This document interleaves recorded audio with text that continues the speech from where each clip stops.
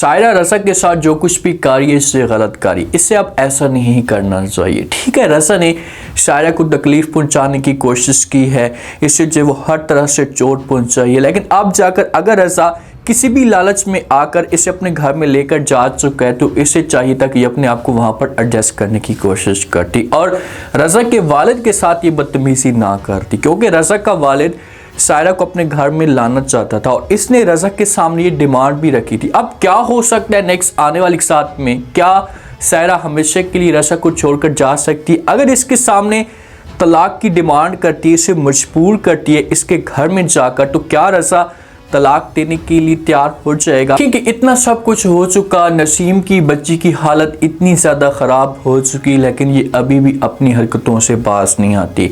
Doctor बार बार नसीम को warning देते रहे, बार बार इसे समझाने की कोशिश करते रहे कि भाई अगर आपने दोबारा से बच्ची को इस तरह परेशान किया तो बच्ची की जान भी जा सकती है, फिर हम उस वक़्त कुछ भी नहीं कर पाएंगे, ये आप लोगों के पास आखिरी चांस है।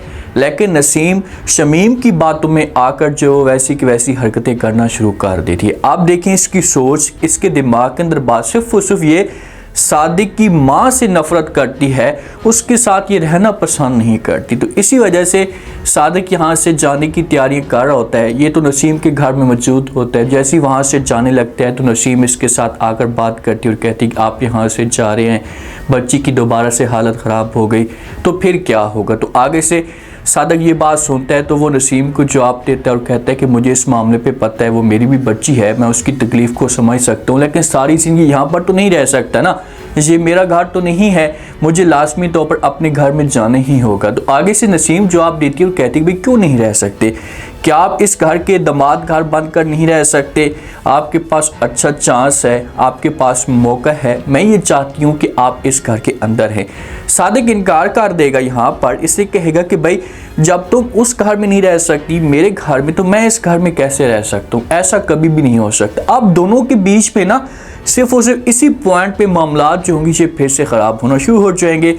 दोनों के बीच में जिस वक्त डिस्कस जारी होती है तो शमीम जो होती है ये बातें सुन लेती है। इस वक्त शमीम से बातें सुनती है तो इससे बड़ा गुस्सा आता है और शमीम कैसे सादिक को अपने घर में बर्दाश्त कर सकती है, तो इसी वजह से इसे नसीम के ऊपर गुस्सा करती है। नसीम को डांटती है और कहती है तुमने क्या बात कह दी है, दोबारा आपने ऐसा की कोई भी बात नहीं करनी, सादिक को मैं अपने घर में कैसे बर्दाश्त कर सकती हूँ, आपके पास अच्छा चांस है कि आप जो अपने घर में चली जाएँ। लेकिन नसीम नहीं जाना चाहती सादिक के घर में। अगर वो जाने के लिए तैयार हो भी जाती है ना तो उसकी एक ही डिमांड है कि भाई मैं आपके साथ उस घर में आपकी माँ के साथ नहीं रह सकती, अगर आप मुझे अलग घर लेकर दे सकते हैं तो ठीक है, फिर मैं रहने के लिए तैयार हूँ, वरना मैं उस घर में ऐसे नहीं रह सकती। औरतें ऐसा की होती हैं, हकीकत लाइफ में भी ऐसा की होती हैं जो बच्चों को इतना ज़्यादा परेशान करके रखती हैं। अब छोटी सी बच्ची है बेचारी मासूम सी और अपने बाप के प्यार से ये महरूम है, बच्ची के दिमाग पे इस तरह का बुरा असर पड़ता है और बच्चे इस तरह से डिप्रेशन में चले जाते हैं और उनकी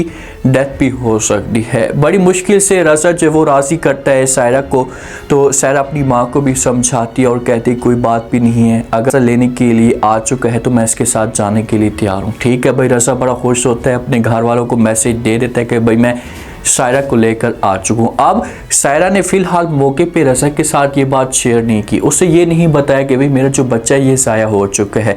ये लेकर घर में जाता है, वालिद जब देखता है सायरा को बड़ा खुश होता है, माँ भी खुश होती है, तो साथ में रज़ा भी खड़ा होता है। वालिद जो होता है बात करता है रज़ा को कहता है कि भाई मुझे इसके ऊपर तो बिल्कुल भी उम्मीद ही थी कि ये इतना अच्छा काम कर देगा, लेकिन चलो शुक्र है कि इसने अच्छा काम कर ही दिया कि आपको इस घर में लेकर आ चुका है, आपको इसने मना लिए। तो आगे से सायरा ये बातें सुनती है तो ये इनकार कर देती है और कहती कि आपको किसने कहा है कि भाई इसने मुझे राज़ी कर लिया या मुझे मना लिया। तो वहाँ पर रज़ा बड़ा परेशान हो जाता है और रज़ा बीच में बोलने की कोशिश करेगा, ये सायरा को समझाएगा और कहेगा कि प्लीज़ आप इस तरह की बातें मत करें, आपको बड़ी मुश्किल से मैंने राज़ी की है तो आप मज़ीद माहौल ख़राब ना करें। तो सायरा इनकार कर देगी और कहेगी कि भाई आपने जो मेरे साथ ज़्यादतियाँ की हैं, जो मुझे आपने तकलीफ़ें दी हैं, जो चोटें पहुँचाई, तो मैं इतनी आसानी के साथ नहीं भूल सकती, मैं सिर्फ उसे अपना सामान लेने के लिए आई हूँ या आप लोगों को ये बात बताने के लिए आई हूँ था या जो मेरी उम्मीद थी वो ज़ाया हो चुकी है, तो मैं यहाँ पर नहीं रह सकती और आप लोगों का जो काम है ये भी ख़त्म हो चुका है। तो यहाँ से सायरा फिर से इन लोगों को इनकार करके चली जाएगी अपने घर के अंदर। हो सकता है कि ये सिर्फ और सिर्फ असलियत बताने के लिए आ रही हो कि मैं इन लोगों को असलियत बता दूंगी, इनके सामने ये बात खुलकर आ जाएगी तो फिर ये लोग मुझे लेने के लिए भी नहीं आएंगे। ये अपने घर में चली जाएगी। जिस वक्त अपने घर में जाती है तो कश्यप के साथ भी ये बात शेयर करती है। कश्यप इससे पूछती है कि भाई आप क्यों आ गई हैं, बता तो दें। तो आगे से ये कश्यप को बता देती कि भाई गेम इज़ ओवर, मैं हमेशा के लिए जो अपना ताल्लुक है, जो रिश्ता है, ये ख़त्म करके आ चुकी हूँ। हो सकता है कि ये रज़ा के सामने ये डिमांड भी करे कि आप मुझे तलाक ही दे दो तो बेहतर होगा, मैं आपके साथ ऐसी ज़िंदगी नहीं गुजार सकती। शमीम होती है ना, शमीम मस्के लगाने की कोशिश कर रही है। शमीम को इस बात का पता है कि मैं अब्दुल बारी के सामने अच्छा बन के रहूँगी तो अब्दुल बारी मेरी बातों के ऊपर यकीन करेगा। मैं जो भी बात करूँगी, मेरी बात इस घर के अंदर जो होगी वे वैल्यू दी जाएगी मेरी बात को। तो ये अब्दुल बारी के साथ आकर बात करती है और कहती कि देखें कि मियाँ और बीवी के बीच में जो किसी किस्म का कोई ताल्लुक़ ख़राब नहीं होना चाहिए। अगर मियाँ और बीवी के बीच में कोई ताल्लुक़ ख़राब होता है तो इस तरह से घर से जो बरकत उठ जाती है। तो मैं आपको रिकमेंड करना चाहती हूँ कि आप जो वो कश्यप के साथ अपने आप को एडजस्ट करने की कोशिश करें, कश्यप के साथ ठीक रहें। अब कश्यप ये बातें सुन रही होती है। कश्यप को भी इस बात का पता है कि भाई आपा शमीम किस किस्म की घटिया औरत है। ये अब्दुल बारी के सामने जाती है ना, अब्दुल बारी के सामने प्यार से बात करती है, अब्दुल बारी के सामने कोई बदतमीजी नहीं करती। लेकिन जब एक साइड पे होती है, जब इसे मौका मिलता है तो फिर ये कश्यप को धमकियां देती है, कश्यप को जो वार्निंग देती है कि बहुत जल्दी आपका जो घर होगा ये बर्बाद हो जाएगा। अब जो कश्यप की माँ होती है ना, उसे इस बात का पता चल जाता है कि भाई अब्दुल बारी और कश्यप के बीच में जो मामलात हैं ये ख़राब चल रहे हैं। क्योंकि जिस वक्त ये कश्यप को भेज रहे थे तो उस वक्त कश्यप का दिल नहीं कर रहा था।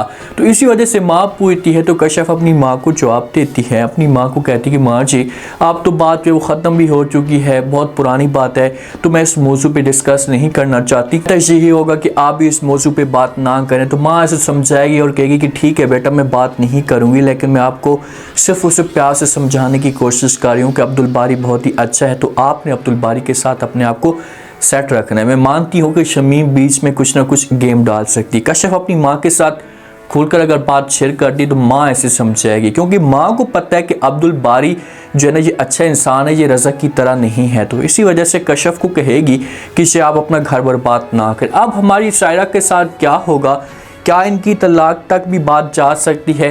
क्योंकि शुमैला बहुत खुश होती है, शुमैला के चेहरे के ऊपर मुस्कुराहट होती है, तो ऐसा फील हो रहा है कि इन दोनों के बीच में मामलात जो होंगे ये ख़राब हो जाएंगे। लेकिन मैं यही सायरा को रिकमेंड करूंगा कि ये तलाक बिल्कुल भी ना ले और तलाक के बारे में सोचे भी ना, क्योंकि रज़ा अब ऐसा सेट होना शुरू हो जाएगा।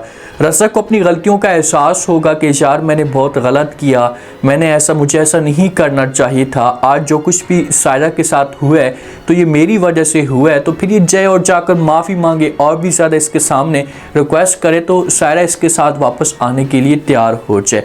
सज़ा मिलनी चाहिए, नसीम को सज़ा मिलनी चाहिए, क्योंकि एक माँ की वजह से, एक की माँ है और उसकी वजह से ज़िद और अना में आई हुई है और ये अपनी बेटी को कुर्बान करना चाहती है। सज़ा इसे मिलनी चाहिए कड़ी से कड़ी, ताकि दोबारा से इस किस्म की हरकतें ना करे। एक बेचारा तो मजबूर है, बच्ची की खातिर इसे तलाक नहीं देना चाहता, क्योंकि इसे इस बात का एहसास है कि यार मैंने अगर इसे तलाक दे दी, इसे छोड़ दिया तो इसने जो वो दूसरी शादी कर लेनी है, बच्ची के ऊपर फोकस ही नहीं करना, तो इस तरह से मेरी बेटी की जान जो वो जा सकती है। तो इसी वजह से वो बेचारा परेशान है और इस तरह का गलत कदम में डिसीजन नहीं लेना चाहता। उम्मीद है आज का रिव्यू, आज के टीजर आप लोगों को पसंद आया होगा। आपने कमेंट सेक्शन में अपनी कीमती लास्ट में आपको क्या लगता है, क्या नेक्स्ट आने वाले के साथ में जिस हिसाब से सायरा घर में जाती है और जाकर बात करती है कश्यप के सामने कि मैंने हमेशा के लिए ताल्लुक़ ख़त्म कर दिया है, तो क्या इसने तलाक ले लिया है? अगर इसने तलाक ले लिया तो उसके बाद सायरा के साथ क्या होगा, इसकी शादी किसके साथ होगी? और अगर तलाक नहीं ली और इसने सिर्फ और सिर्फ सच बताया कि भाई मेरा जो बच्चा ये ज़ाया हो चुका है, तो उसके बाद